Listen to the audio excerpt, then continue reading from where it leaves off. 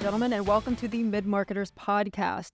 As always, I'm here, Nichole Gunn, CMO of Extu. Today, you're going to notice Adam Dilbeck, my co-host and partner in crime, is not with us today. Instead, we have a jam-packed agenda for you with special guest Keenan Meadows, senior. Actually, what is your new title? You just took a promotion, sir. I did. I'm now the manager of client accounts here at Extu. So I'm over the account management team, helping run the day-to-day for the accounts and do account growth. Well, congratulations on all your success. He is fabulous, you guys. And then our very special guest, Miss Lori Page. And Lori, your title, I see two different ones online, so we're going to have you perfect that for us. We'll just say senior manager at Rinnai America Corporation, and I've been with Rinnai for about 5 years. And I have a lot of things that roll up underneath that umbrella. Well, and I'll tell you guys, Lori, I've had the fortunate experience to have watched her over the years, being a valued partner and seeing some of the work that she does. And that's what we hope you really gain out of this today, right? Is how can you learn from I know we focus on mid-marketing, but this is an enterprise marketer who can tell you all the secrets and how to get scrappy with them. So with that said, looking at some industry things going on, let's dive in. So, there's a lot going on in the trade industry today, Lori. And one of the things I really want to talk about today is, the shortage that's taking place. I think that first and foremost, right, for all of us who are consumers at home, and that's all of us, regardless of what we do for a living, what's going on? Can you talk to me a little bit about that? Sure. I think what you're seeing is the passing of the torch. So it's a generational gap is what you're seeing. So the last numbers I saw were as 11 people are retiring in the trade, there's only one coming in. Oh. So there's a significant deficit in the trade. And I can tell you, just 5 years ago, it was every 5 that were retiring, there was one coming in. And I think there's a stigma for the trade. Yeah.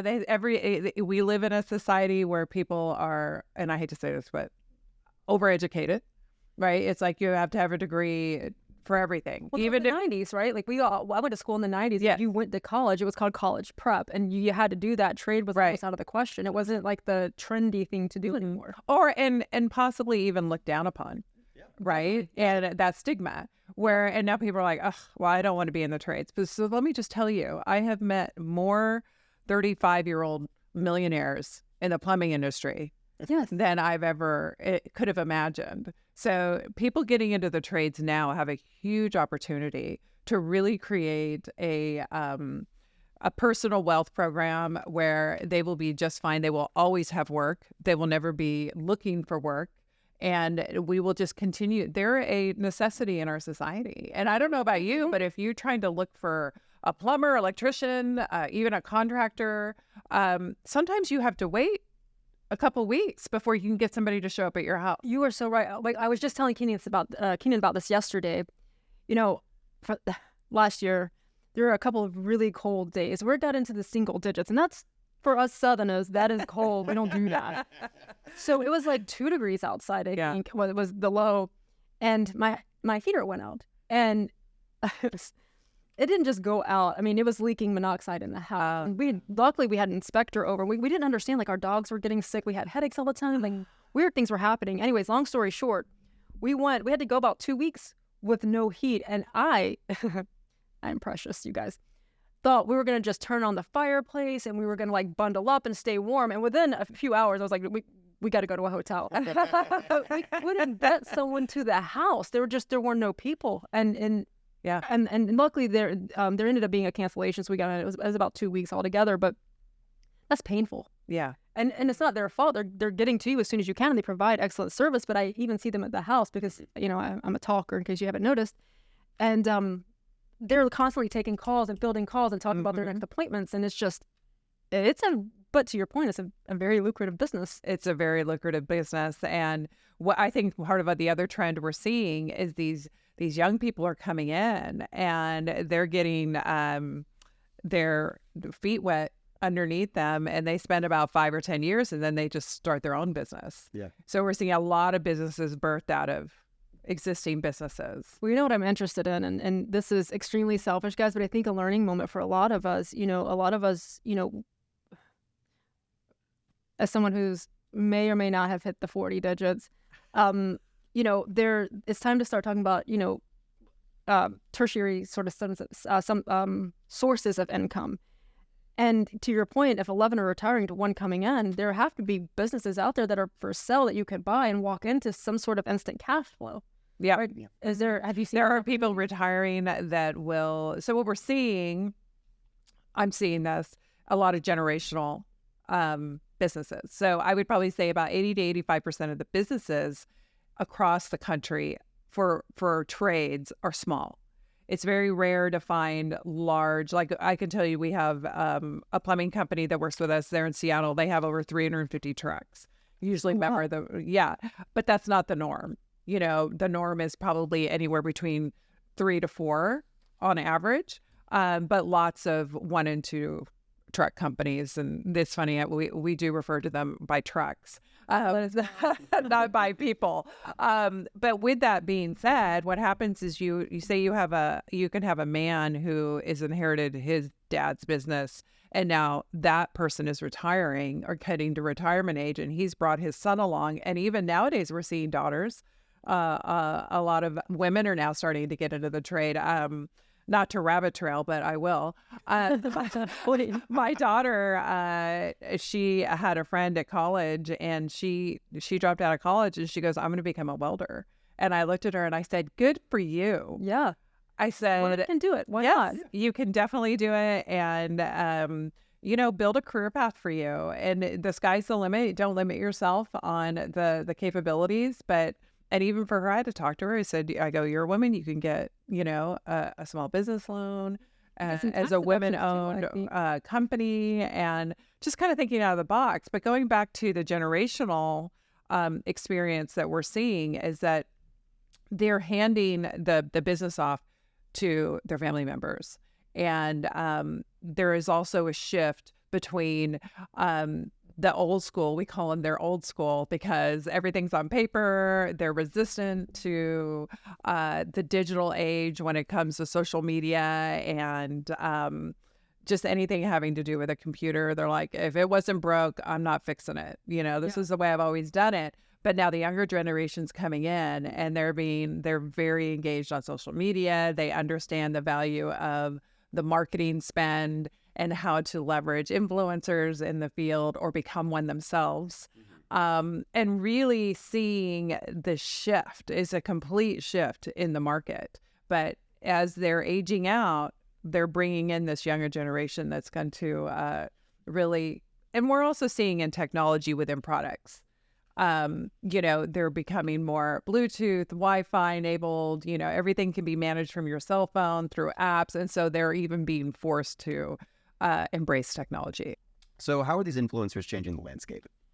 Well, because they're online and they have followers. Mm-hmm. So even at Rinnai, we have an influencer that we do business with. He has over 1 million followers, and their followers, when he works with Rinnai and showcases our products, his followers are now learning about our products. So that is a game changer for people that have a following and can get that mind share from even in their local communities. They don't have to be a national brand. They want to get the people within their service areas to follow them, to know about them, because a lot of them, they carry more than one manufacturer product. Right. Someone may be doing, if they're doing a bathroom remodel, they've got all these different manufacturers they're working with. If they can build that mind share and that trust and that following, now they're selling more than just a tankless water heater. Now they're selling a tub and fixtures and a number of other things as well. Yeah. And I think one thing we talked about previously is that, in plumbing, there are so many different things different products that you are exposed to as a dealer. It's not just like in HVAC, you're mainly dealing with like the HVAC equipment, but in plumbing, you've got all of these different facets. Water heating is just one portion of that. Correct. And so having these influencers stepping in as educators and making sure that people understand what the scope is and the breadth of it allows Rinnai to kind of position itself in this way that you have these extra people doing marketing for you as well as education for you. Mm-hmm. So are we seeing like are individuals who are starting their own businesses or just coming into the industry, are they going to these influencers to kind of learn about how to do these installs? What are these products do? Is that kind of what they're... A lot of it is product knowledge. Mm-hmm. They're looking I would say the majority of them are product knowledge. They're watching somebody do an install of a product that they want to install. Maybe they have questions about how to service a unit. They're like, well, they've done a podcast or a show about how to service a unit and what happens when you get this error code and this is what you should do. So yes, that's where a lot of them are getting their education. It's really cool. Well, it's cool, and it's also interesting, right? I know, Lori, we've talked about this before a little bit, but a lot of these the guys who've been there for a long time, and then these who are coming in, marketing is not their background. Yeah, these young kids have the social media experience, right? Because they all grew up like glued to the phone, which we as marketers didn't typically have.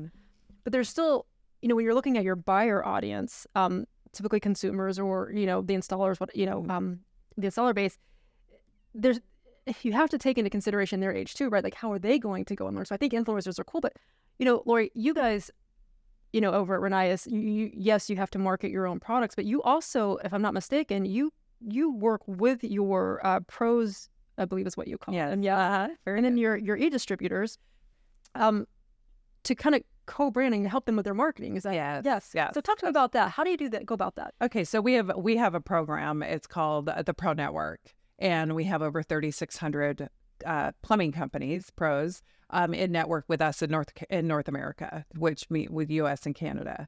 And part of being in that network is the resources and benefits that we've created. So I know I've mentioned this to you before, but when I wake up in the morning, the two things I'm thinking about is how can I help that pro make it easier for them to do business with Rinnai so they can get in and get out. Time is money. They're all very busy. But also, how can I help them grow their business in their local market?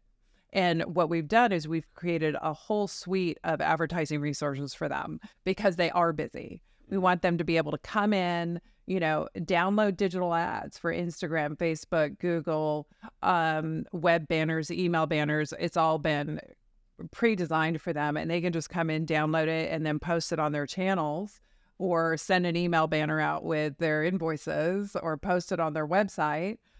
Which interesting note is that a lot of them are going away from websites and they're just having Facebook or Instagram pages, which is another trend that I'm seeing. Yeah. But also because it is hard for them to keep up with multiple platforms. Sure. Right. But also what we've done is we've created advertising packages. So we've created something called a Pro 360. They come in, they can order it themselves. It takes about 15, 20 minutes, or they can have somebody as a concierge place that order for them. But it's a 90-day multi-platform digital campaign with a optional direct mail added onto it. And literally they pick the product, they pick their promotion, they upload their logo, their company information, and they accept the proofs, and within 5 business days it just runs, and they get reports on what the activity and the engagement is. And we've had them for actually this month 2 years. Oh wow. And we've seen a lot of really positive results, and they really love the fact that those that are not their marketing is not their primary forte, Right. or they just don't have the time to do it. Yeah. Right. Fair enough. If we can help them right out of the chute, say, look, if you want, you can run 2 or 3 of these a year, and you can budget for this the year before. And if you're doing our tankless products in addition to our heating products, then seasonally you can run those ads. And we've just been seeing a lot of great results with that. And it's an amazing thing, right, when you think about it, because like you said, it's not their experience, and they don't have the time. Time is something, we are all expected to do more with less. Mm-hmm. We're held to corporate standards, but they're held to their own because they own their own businesses. They literally don't eat if they're not successful. Right. They can't take care of their family. So it's a whole different sort of experience for them, if you will. Mm-hmm. So, speaking of Pro 360 package, now, are you guys helping them set these things up, or do they go and set it all up themselves? Like, is it just the assets? So it's actually a whole entire system that we've already done all of the assets for them. They pick a template. They're like, okay, I want a template that promotes this product, and there's a couple templates they can choose from. They will never run the same template of another company in the same just areas, because we track that. We give them. You can track all of the assets. Yeah. Oh, yes, definitely. Amazing. Yes, Okay. we can track all the assets, and even when they add the direct mail, we can track that as well. Everything has QR codes on it. Everything goes to a customized landing page. It's funny. I always tell them, I'm like, okay, everything's going to go to a landing page where someone's going to fill out a form. But I don't know about you. I'm an impatient consumer. I'm not going to fill out a form, wait for somebody to call me back. Yeah. I'm going to call them directly. So I have to coach them on that. I think that's such an interesting point, though, right? Like, I feel like our generation is much more likely to do that. Have you seen any trends with these younger generations coming in? Are they too doing the same thing, picking up the phone and calling, or are they actually, more of the waiting? I don't see them filling out a form like on a landing page. Yeah. I think if they're on an Instagram or Facebook, they could send a message. Right. They would be more apt to do that. I am a firm believer in SMS texting. I think we are looking into getting we are looking at hopefully providing that as an option for our pros as well. But we partner with companies who can provide that to them. Yeah. We've all experienced where we're working with somebody in a trade position who's texts us when they tell us they're on their way. Or, you call a phone number and then they're like, oh, is this your phone number? I'm going to text you back on this number. Plus, there's all kinds of platforms who can manage that for them. Is that really an automated system doing that? Or is it actually the person who's going to be coming to my home? I just want to know. Oh, well, it could be both. It could be both. Right. And with AI, you can't tell. You can tell. Yeah. We work with a company who will actually help. Part of my job I work with vendors that I believe are a service that our pros will utilize for their business, and I negotiate discounts for them. And so with one of those companies, they will come in and they will help them with their Google reviews. Nice. And I always tell them, I said, if you're not paying attention to your Google reviews, your customers are. Yes. And that's where they're going to find out about you. And if you don't have a number of them or good reviews, I go, you can have 5 reviews and 2 bad ones, and now you've got a 3 rating and they're moving on. Unacceptable. Yeah. Three stars is so low. No, you're so spot on. And pay attention to this, guys. Marketers, even distributors and dealers, installers, if you're not paying attention to your reviews, your consumers, they are. I can tell you, when I went through that whole process with my HVAC unit, we literally, part that I left out is we were with one company and I found another guy who said, hey, if we have a cancellation, we'll try to fit you in, because obviously when you don't have heat, right, you're calling anyone when it's 2 degrees outside. And ended up contracting with another company, and now they take care of all my HVAC issues, right? Because they had great reviews, and then they fit me in. Now, granted, it was a cancellation, but I don't care. They fit me in, and now they have my HVAC units, right? And so it is that important. And we're all consumers, and we become more savvy all the time. And if somebody gives me a name, well, we're always looking for a reference, right? But if somebody even gives me a name, I'm still going online and looking them up. I'm still stalking them. I'm told you are. And here's the thing, you're going to have good, you're going to have bad. I literally go on to Google and I look at all the bad, and then I essentially make have your pros and cons list. I make a list. What are the most common issues that I see? Because that's what I'm going to experience. The one-offs, okay, things happen. I get that. But it's amazing how honest people are. And, there is a rule of thumb, you guys. It's people will go and give a negative review before they'll go and give a positive. And so you have to deliver and you have to pay attention, because those negative add up fast. When I go to Amazon, this is when I will always go to look at the 1 and 2 star reviews. Always. Because I'm like, okay, that sounds very realistic. And if they have a picture, I'm like, okay, I've seen a couple of these that are the same. I'm moving on. What's really going on here? Yeah. Right. Well, and Amazon's a massive aggregator, right? And so you don't know the difference who's actually fulfilling that order. You're taking a shot at it, so you really have to do your due diligence and make sure that they have.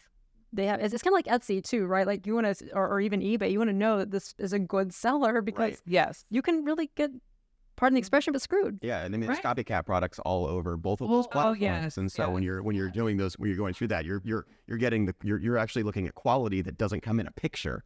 And it's also the services that are attached to that. So, you know, when you're looking at a product and you've got like, oh, there's this extra warranty piece that I'm not even considering because I'm just looking at the picture and going, here's the cheap option. And then you see that 3 stars and you're like, okay, wait a minute, should I actually choose something else? And I've also told them, I said, look, because I present to our customers all the time. We bring customers in pretty often into our headquarters, and I'll present to them and I'll say, look, increasing your Google review ratings and getting more reviews is not just improving your Rinnai business. It's improving your overall business. So this is going to impact every aspect of your business.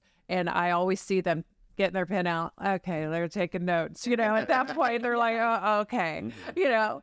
But it's so impactful. And I love what you just said, right? Like, it's not just the Rinnai business, but I do have a question about that. With so much going on, how is Rinnai remaining the most sticky with, versus your competitors with your network? Yeah. So what we hear repeatedly from our pros is the service that we give. That they don't feel like a number. They feel like that when they're working with Rinnai, that we give them good technical service, we give them marketing service, we give them, you know, we're trying to create that stickiness, that relationship. You know what? People buy from people. You know, you can buy products from any company, but it's really the people that you build those relationships with, that you have relationships with, that keeps you with those brands. And we've built a network of people who are brand loyal. I mean, Rinnai went through a period. I mean, oh my goodness. I kind of joked that I felt like somebody had, you know, buried a chicken somewhere in the building. But the reality is that we had COVID, and then there was supply chain issues, and it was just like one thing after another after another. And even those that left us were forced to use another brand because we were struggling with product availability have started to come back to us because of the quality and the service. It's not just one thing. Well, and that's, you know, I think sometimes marketers forget this. You know, we have to create value props and we have to create taglines and all these things. And oftentimes I feel like marketers, they go in and they create something that sounds clever. But Rinnai seems to really hold up to your, like, and I'll use your taglines for as an example. You have, you know, energy efficiency and a healthier way of living, and you stand by that. Yes. And I want you guys to all take notes because Lori does a great job of saying what do they care about, what are we going to deliver, and how are we going to make sure that we're standing up to that that expectation once we put it out there. So talk to me how you go about that. Yes. How do we make them know that it's not just a tagline, that it's our reality for them? And a lot of it has to do with the fact that we are known for quality. Like, we are not the cheapest option in the market because of the quality of our products. So building a quality unit or product, because we do have a number of products that we go to market with, is that they're going to last. They're going to last. And I'll give you an example. Our tankless water heaters are twice, if not more than twice, the life of a tank water heater. So if you're going to install a tankless unit, it's going to run for 20, 25 years, where your tank is probably going to run out in 10, 12 years. Lucky. Yeah. And you're going to have water all over your garage or in your attic or your basement. But with that being said, we're not filling landfill, right? So it's a very sustainable option for people that are mindful of that. It's energy efficient. So, you know, on average, depending on if you're using a tankless water heater, on average, you're going to save 40% on your utility bill. But I will say there's a caveat to that. So most people that get a tankless water heater now have unlimited hot water. So if you're taking longer showers, fair.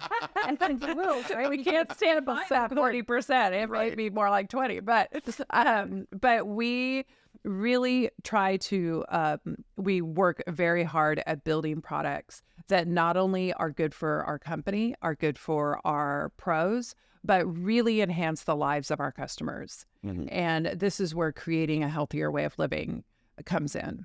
And I think that's for you marketers out there. I think that Lori just hit on something that's imperative as when you're thinking through your strategies, right? It's okay to be the most expensive, you know, and it's if you are if you are providing, you know, a quality product and a level of service that is unparalleled, right? Like, no one can match this. I think a lot of times we get caught up on cost. Everyone wants to go back to cost. but it's just not the same. And quite frankly, you guys, if you are, just so we're on the know, if you are working everything through automated technology, there is no level of service, and your product, let's be real, isn't that great, please don't go in there with the most expensive price, because you can be cheap and you should sell on price. It's not going to last very long. But for those of you who have the Mercedes-Benz or the Lamborghini of products, it's okay to say that and to build your marketing campaigns around that, because people will pay for quality. Yes, people will pay for quality. And in the trades, specifically in the trades, because time is money, they will tell us, they're like, we know when we install your unit, we're not going to have to come back and fix it. Right. And as a consumer, I don't want you to come back to me. Yeah, you don't. I don't. Yeah, I have to. We'll be there between 4 and 8. Great. So I'm gonna go ahead and take time off of work. I'm gonna cancel all of my plans for the day. I want to buy a product that is going to last me and it's not going to break down, so that I have that peace of mind of like, my time is valuable to me as well. Correct. You're paying for saving yourself that time, and when it does break down, you're paying for the excellence of service that comes along with those products. Right. And I'm happy to do that. I tell you, it's funny. You talk about the 4-hour windows. Ugh, please stop doing that. But it always inevitably happens. You block that time. I guess it's going to be my busy work, so I'm not interrupted. Yeah. They send you a chat that they're either coming early or late. And you're like, I moved. No. Yeah, I moved the meeting. Everything has been to accommodate this. And there is it's kind of like, okay, well, then we can push you on the calendar next week. Well, like, no, I don't want to do that. You know, so again, it goes back to that, to your saying, like, quality and service. I'll pay for good service. I kind of had a question in regards to, you know, you're selling a water heating product that a lot of other, you know, there are other tankless water heating companies out there. So and you know, Rinnai's got it. You've got energy efficient and you any of your competitors who are saying those same kind of things. Where's the competitive differentiator, would you say, for Rinnai versus those competitors?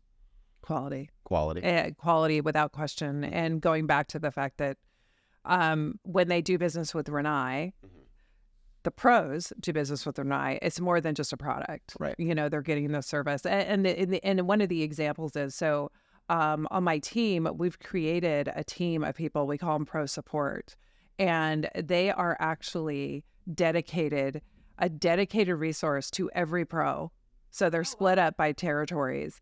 And that pro has a dedicated pro support person. So if they have any questions, and let's just say they're trying to access advertising resources, or they're trying to have a question regarding our financing or something like that, they know if they can't get a hold of their Rinnai sales representative, they have a pro support person that they can contact, they can email, they can get an answer, because time is money. Once again, is really shining through, right? No one feels like they're just left hanging until, you know, anyone can get back. Right. And we spend time marketing to them the value of being a network. You know, we talked a little bit about, and a little bit just briefly touched on environmental demands, but, you know, I do a lot of research, obviously planning go-to-markets every year, right? And the HVAC and plumbing industries in particular are expected to have very steady growth over the next couple of years. Right. And you have to think about global warming and all the things that play into this. One of the things I find interesting is you guys get stuck. The growth is great, but you guys get stuck with a lot of, what's the word I'm looking for? Like government, like, but what's the word? Regulations. Thank you. Yes. And they seem to change all the time. So, and then you have consumer demands, right? Demand is going up. I mean, you hear about things, you know, people in Europe and even on the West Coast here in the States are needing different products now just to really survive comfortably. And I know we're a little bougie here in the U.S., but, you know, comfort is important. Anyways, my point is, or my question ultimately is, you know, how is Rinnai staying ahead of the curve, meeting the consumer demands, but also meeting all the regulations that just... Yeah, so as we're seeing, electrification is a big topic in the industry. So there's a movement afoot to move away from natural gas to electric. You're seeing this in California with Title 24, where they want to be all electric in California. Having lived in California, they already have blackouts and brownouts right now, and that's going to be a challenge. I'm saying it's actually, I think I saw Elon Musk present that it may, long run, it's not going to do much different for the environment. Well, because, and a lot of people aren't educated on this, you need natural gas to produce electricity. So anyway, so that being said, instead of trying to buck the system, we are paying attention to the needs of our customers and what those regulations are forcing the hand of our customers to purchase. So we just launched our first electric heat pump water heater, and it's highly efficient. It's very quiet. We have them and I believe it's 55, 65, and 80 gallons. They're getting a lot of play right now. We just launched it, and it's a lifespan on that. I don't know. I'm just going to be honest. It's probably a little bit longer than a regular tank, Sure. but it's not as long as a tankless. Just because it's still heating the water. You're still holding a lot of water. And one of the reasons why a tankless lasts so long is not all this water is sitting in there, and it's only running when you're using the water. So it's still an electric heat pump water heater is a tank with a heat pump on top of it. So to kind of give you some context on that, but it's highly efficient. And we are seeing a trend with builders, because builders have to meet these new regulations for electrification, decarbonization. And so we're seeing a lot of demand for this. We're actually seeing in BRG reports that electric heat pumps are going to take a really big rise in demand. Oh yeah, I bet. Mm-hmm. I bet. In the future. It's interesting, right? Because everything I'm hearing is you guys are so ahead of the curve, right? In terms of, like, even when you talk about how you're doing your marketing, right? You're essentially, what's the word I'm looking for? You're cutting out a lot of the garbage, the fluff. Yeah. And I see that from your products to your marketing. It's like just kind of going direct, right? Like you're so ahead of the curve because you're already going, okay, we don't necessarily have to accommodate websites. We will. But here we're going to make sure that you're covered on social. You don't necessarily have to cover natural gas. We're still going to have that. We're going to make sure that you have this tankless product, right? So you don't even have to worry about it. Like there's all these nuances that makes me think you guys are just kind of the ultimate trendsetter. Well, we have a number of principles within our company, our pillars, so to speak. And one of them is innovate now. And we take that very seriously. We have an innovation department. And we work very closely between our product teams and our marketing teams and our sales teams to truly understand what do our customers want. And our customers are our wholesaler, distributors, our pros, and the consumer. So we have a lot of different customers that we need to think about when we're going to market. We do have, and we started this during COVID, go figure, but we developed what was called a pro council. So we identify companies that are in network with us across North America, and we bring them to our headquarters in Peachtree City, Georgia, and we spend a week with them getting their feedback. We want the good, bad, and the ugly. What do we start, stop, and continue? Mm-hmm. What's working, what's not working? You guys are the closest. You are the closest to the customer, and you are the ones purchasing our products through wholesale. Because we don't sell direct. Totally honest. They are very honest because they'll benefit. We've received so much feedback that our brand new product, that is our brand new tankless water heater, our Sensei RX product, is the highest efficiency in the market. And we designed it based on the feedback we got from our pro council. So we just now trademarked our new trademark tagline that is built for the pro by the pro. And so you'll see that a lot in our marketing because, we are that's how we're building the foundation of our products moving forward. Well, and they're acting like the voice of consumers. Correct. Because so they see that. Now, let me ask you this. Speaking of that, do you guys ever do any consumer-based studies so you can say, okay, we hear you, but this is what we're seeing So it's really interesting you say that. So back in, I think it was about 2018 was the last time we did any focused consumer advertising.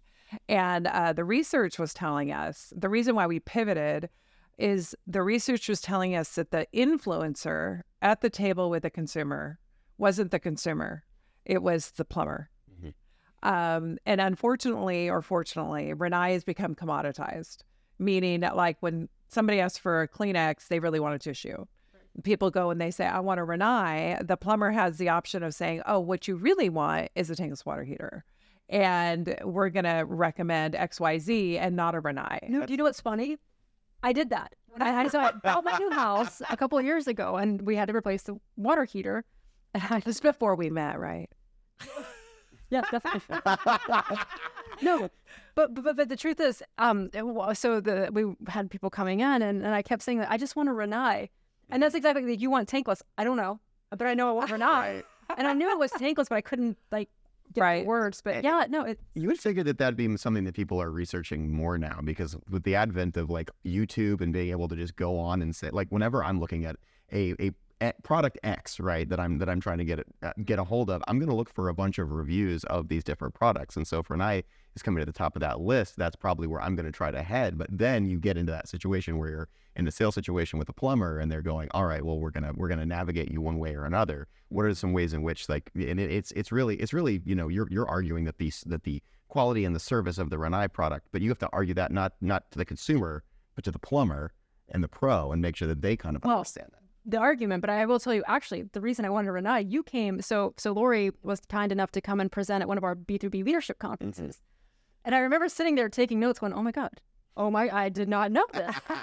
And I told my husband, like, we got to look at this. We got to look at this. And I didn't put tankless in there, but I knew Rinnai was what I wanted. And so, you know, and going back to your point about cost, I didn't care that it was more expensive. The lifespan on it makes me comfortable. Also, I like hot water, and I don't want to wait for 5 minutes. I want it, and so it worked out great. So you got the Rinnai. I got the Rinnai. Okay. We have another one we have to replace soon. Oh, he's it's from the big pain in the butt. But I'm not gonna not get a Rinnai, right? Because it's I don't. You better not. Yeah, no, I don't. But because it, I will say I'd never run out of hot water, and it's hot right away. Do you control it on your phone? You know, there's an app where you can control. No, my husband's thinking of the app. Anyway, I did not realize that. Yeah, so if do you have a daughter? No, I don't have. I'm sorry. But I have a husband who's like a dog. Okay, so if he's in the shower too long, you could turn down the water to get him out. God, that's messed up. That's messed up, Lori. We're gonna do that. So yes, okay. So you guys should know, my husband, he keeps all the apps on his phone, and actually, I bet it's in my Nest. I wonder if it flows through that, because that's where everything. I don't. It's called Rinnai Central. What it is, and I am definitely gonna do that. There you go. I'm gonna call. You got a little bit of inside baseball here. So. I know. I'm gonna give me all of the tricks. I need them. I think homes are becoming too smart. This technology, I don't know. And here's why. I think you may see Rinnai in the future start doing more consumer advertising. It's not that we don't want to. It's just that we know where our focus is. But because it is, as consumers are becoming more savvy, they do more research. We need to be educating them on the choice of quality. You do. And so that they don't compromise when they go to ask for a Rinnai or a tankless, that they notice to ask for a Rinnai unit. Well, and it's so true, right? Because even when I was going through the process, the installer, he gave me a couple different options, and I had to ask for it, right? And Rinnai was in there, but it was like, no, this is what I want. But it's like 3 or 4. They didn't seem to really care, and it felt like it was more of a what's the word? Like we understand this one's cheaper, so that it's almost like that's what they're comfortable with, because they don't. Yes. These guys, they're not marketers. They're also not salespeople. No, they're not. Right. And so it's like, just whatever you want, we'll put it in. They'll sell what they're comfortable with. Bingo. And I think learning is a big opportunity there. Right? We are constantly education. All it's a 360. We cannot educate too much. Which, so let's talk about this. So the first guy who came out who gave me the quote didn't seem one way or the other. And actually, now that I'm going back, I don't know that he was the installer. He was not the installer. He was a different guy who I don't really know what he did there, but he came out and gave me quotes. Okay. The actual installer, though, was very much supportive of Rinnai and told me I made the right decision. So I want to make sure you guys hear me right. I messed up earlier. It was some other guy who gave me quotes, and then the installer himself was like, no, this is the best. This is the best unit. Awesome. So that was good. Love to hear that. So did I. I was like, I'm good at making the right decision. I wonder if you've had them in for a training session. Yeah, most likely, yeah. And we don't charge for our training. Some of our competitors do charge for training. We make our training available on our learning management system. Actually, any plumber can go to our learning management system off of our website and take free training. Self-paced training, online, different levels. for all of our products. Like you said, you can't be overeducated. Well, I will tell you, Learning. one of the number one problems a plumbing company will receive. So like somebody has a unit installed and then they call a different plumber and say, we need you to come out. I'm having problems with I just had a tankless installed. Well, the number one issue is bad installation. It's not the unit. It's that it wasn't installed correctly. See that. And going back to what you were talking about, the rise, for water heating in the future, for the tankless market, we are definitely seeing the demand starting to rise. So consumers are going to be more educated. Builders, engineers, architects are becoming more educated in terms of space savings, efficiency, even though it costs a little bit more, but the cost of tank and a tankless are starting to become a little bit, the gap is narrowing. So with that rise, right now, tankless is only about, I think, 33% of the water heating market. So there's huge opportunity. It will continue to be a huge opportunity. Now, if you go to Europe, that's all they have are tankless. Isn't that fascinating? Yeah, and why in the U.S.? I don't know why in the U.S. and Canada that they started with tanks and didn't start off with tankless technology, because we've been in the U.S. now for 50 years. Rinnai's been around for over 100. Well, so I have a question, and maybe this is tied into that, right? You're talking about consumer marketing, but I think for a lot of, especially, manufacturers and in the business, that can be a sticky wicket, right? Because sometimes the distributors or, your partners go, hey, whoa, that's my part. You stick here and talk to me, right? I'm of the opinion, this is an opinion, you guys, that by you marketing that to consumer, right, and helping educate us, make our decision easier, right? Because now I can go, no, much like I see you present, I go, oh my gosh, they're all the things I don't know. And let's be real, I do a lot of research, but I'm usually not sitting at home researching tankless water heaters. Tankless water heaters, right? Matter until it's a necessity, right? Mm-hmm. So if there were this, I think that historically that's been a gap and almost a scary point for a lot of manufacturers to go, well, I don't want to step on their toes, but at the same time, to your point, we're not maybe as accepting of them or demanding them as quickly as we should because we just don't have that information. Right. And to your point, our plumbers will tell you, they will say, Rinnai, please advertise to consumers, because that drives the demand and the education and helps them grow their business. But you know where you're different, Lori, and I commend you for this. I think it's a great job. You help educate them as to the why that's important. Or I feel like a lot of people maybe shy away from that. Like, oh, they don't, don't do that. We just want, yeah. Fear. And it's so important for you guys to know there's nothing on the other side of fear. Try it. Be like Lori. Be a trendsetter. These things can happen if you just do it. Yeah. And quite honestly, if you're dealing with the trades, they are looking for you to be honest and transparent. And what do I need to do differently? They're all wanting to grow their business. There are some companies out there that are so busy they don't want any more business. Well, especially today, right? Yeah. But I did meet with one of our customers, one of our pros. I did meet with him and he said, because we were meeting about marketing, about how could he market his business better, and I was giving him some options, and he said, when COVID hit, I didn't need to do any advertising. For years now, we've had more business that we can handle, but because of the state of the economy, they're like, oh, I'm thinking I'm having to go back to like old school, like what we were used to doing. Like we are going to have to start advertising. We are going to have to start doing some direct mails. And I don't know if you've noticed this in your mailbox, direct mails making a rebound because inboxes are full. I will tell you right now, 300 emails sitting in my inbox. And my AE can't get to them. No, it's like no.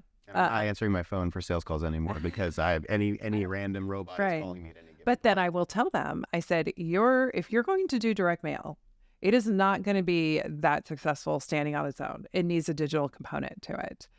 You've got to build out a landing page. You've got to create some social to promote what you're doing on your direct mail. There needs to be multiple points of contact. 11 points. It takes 11 points of engagement for consumer to make a decision for a brand. So, but it's like with our Pro 360 package, what I tell them, I'm like, look, when you add direct mail to your Pro 360, not only are you getting this oversized postcard that has QR code that's trackable and that goes to this landing page, but you're also getting informed delivery. Do you know what informed delivery is? Tell us. Oh, Well, as soon as we get done here, you'll be signing up for it. But it is a free service by the U.S. Post Office. Anybody can sign up for it. And what it does, the U.S. Post Office scans your mail and sends you an email by 8 o'clock every morning, and you can see what's coming to your mailbox.